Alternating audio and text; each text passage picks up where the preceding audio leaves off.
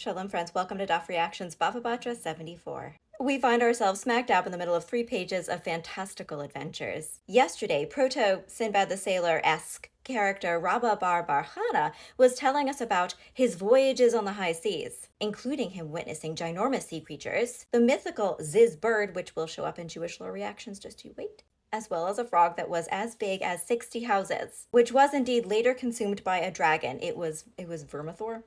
Today, Rabba Bar Barhana is telling us about his travels in the desert. I regret to announce there are no sandworms.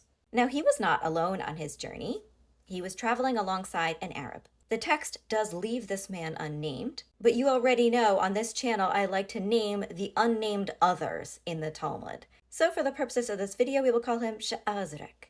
In the Torah, the generation of Israelites who escaped Egypt and wandered in the desert for 40 years all died there. 'Twas a bummer. So Sha'azrek takes Rabba Bar Barhana to see this biblical graveyard, and it is apparently a biblical graveyard of epic proportions. The dead of the wilderness are perfectly preserved, lying there kind of casually, one leg bent. It's giving surrealism, and even more so when you learn that when they ride underneath their bent leg, they can't even touch it. They can't touch it. One of the reasons they didn't make it out of the desert in the first place is because they got intimidated by the giants who were living in Eretz Israel at the time. So I'm thinking to myself, were they also giants? Was everyone a giant? How big were these people? Were they the size of 60 houses? Was that frog just a normal size frog to them? I just have questions of scale. Now Rabba Bar Barhana decides to do a little oopsie whoopsie. He decides to take something from this place.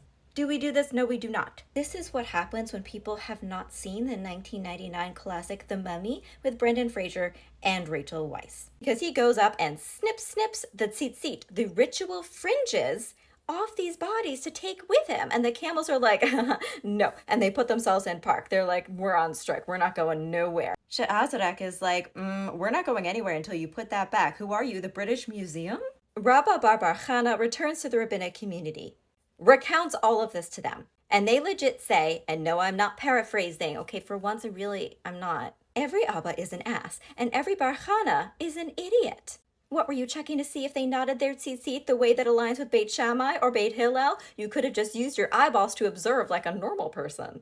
So variations of this scenario happen several times throughout the daf. Sha'azrek takes him to see something incredible, like Mount Sinai, for example, which is encircled by scorpions. He takes him to see the Sarlacc pit that swallowed anti-Moses rebel Korach. And he points out that every 30 days, Gehenna bubbles them up there, and Korach and Co were like, we're sorry, we said that shit about Moses, we have regrets. But every time Rabba Bar Barhana comes back to report on what he's seen and the mistakes he made while seeing the things that he saw, the sages just call him an absolute dumbass for his behavior and for not understanding what he's been witnessing. Then we get a story with another nameless but very important character, and I will call her Sarah. And she's very special to me because my very first Daf Reactions video, Ta'anit 25, was about her. So not to be outdone, Rabbi Yochanan is now telling his own sea adventure tales, and one time he was on a boat and everybody saw, this treasure in the water full of precious stones and pearls. Like Sinai, it was circled by something dangerous. In that case, it was scorpions. In this case, it's sharks.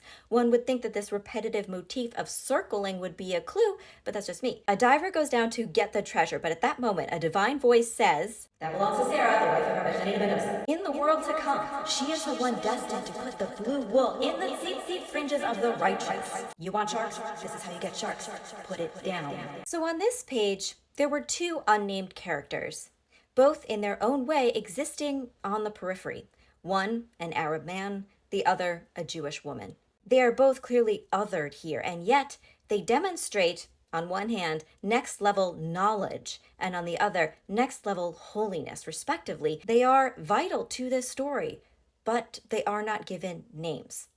And by doing so, the sages also diminish them. Clearly, non-rabbinic cross-cultural interaction is needed to understand the world, ourselves, other people, history. Otherwise, we're just free-floating around the ocean in an isolated bubble, only understanding what is contained within it.